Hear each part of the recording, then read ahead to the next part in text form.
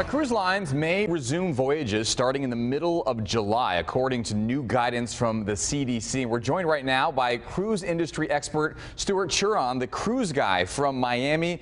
Stuart, thanks for joining us here. The cruise lines, they've been fighting for months to get back to business. What was the overall toll that the pandemic had on their business? Well, I mean, it's taken an impact of about $60 billion or more.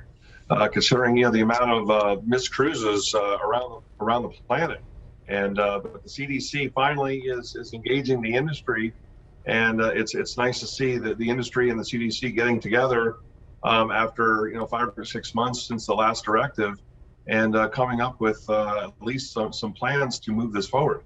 So here we are, ready to move forward. A lot of people, I'm sure, are excited to get back out there. Obviously, the cruise lines are probably very pleased with this opportunity. They've been floating these cruise ships in the oceans for so many months with skeleton crews. Can you give us some insight as to what it takes to get a cruise ship staffed back up and ready to sail? Well, it's going to take about 90 days to get a ship back, fully staffed. And right now, with so many places around the world that are having some staffing issues. I mean, look what's going on in India, for example. But just in general, if the planets aligned and the cow jumped over the moon, it's going to take about 90 days for them to be able to re-crew this, re-get their crews back to certain ships. They're going to have to then move them to certain areas. They're going to have to get quarantined, obviously tested, retrained, then back on the ships. So it's going to be a slow process before we start to see a lot of ships. I mean, it may wind up for several months to be just 3 or 4 cruise lines with 2 to 3 ships sailing from maybe 2 or 3 ports, maybe as early as July. But it's going to take months before for them to get those to get ships restaffed, recrewed, and then redeployed and put them into position to sail. Yeah, it's like so many things, not really just a light switch, just to be able to get right back out there. Interesting to hear that insight too, Stuart. The cruise industry is really big for a lot of cities, including ours right here in San Diego. So what might we expect here on the West Coast when cruise lines do return to action? Will the cruise lines do the same routes as they have in the past? And do you think San Diego will see ultimately the same number of ships here? Well, hopefully it will see at least what it used to have. But again, we're probably looking at, maybe the fall, if not, the end of the year before the West Coast gets reactivated. Because it's just going to take some time to get those ships in the Caribbean. A lot of the ships that may be out in the West Coast, they could be redeployed out into the South Pacific right now, awaiting, to get their crews to bring them back. Or they wind up, there's got to be about 35 ships sitting off in the Bahamas right now at anchorage, that at any one time, they're sailing into the port of Miami to get reprovisioned, and then, head back out and then sail up and down the Florida coast. But it's going to wind up taking a good amount of time, and it could be once the go ahead is given, which hopefully could be July.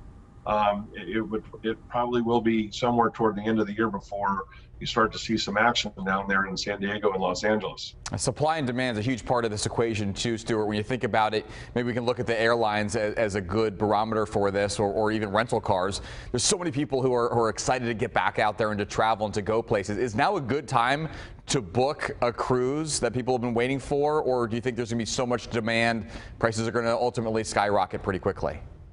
Well, I could tell you, and I've been saying this since April, there's a great deal of pent-up demand, and there's a tremendous amount of confidence that consumers have in the cruise industry, which is much higher than really any of the other travel industries that you mentioned. And the good thing is that, I mean, there's so many ships. There are always going to be deals, but also keep in mind that these ships are going to be reduced. They're going to have reduced capacities, which means they're going to have fewer beds to sell. So there's not going to be, any of these, they're not going to be giving anything away. But the demand, for the sailings, there have been several that have been recently announced, for the summer in the Caribbean, for example. Celebrity came out with Celebrity Millennium. Unfortunately, it's not going to be sailing out of the U.S., it's out of St. Martin. Royal Caribbean has got a ship sailing out of Nassau. Then NCL followed up with Montego Bay and Punta Cana.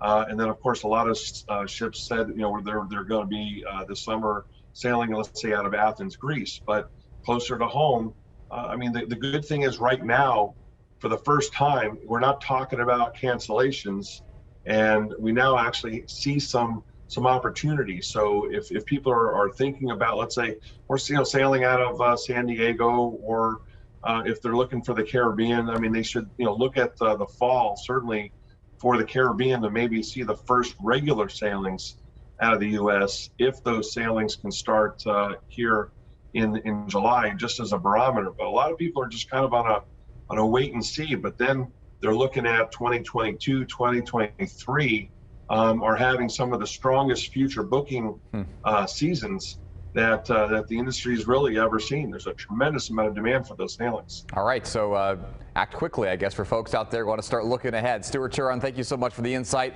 We really appreciate it. Obviously, a lot of changes going on in the cruise industry right now.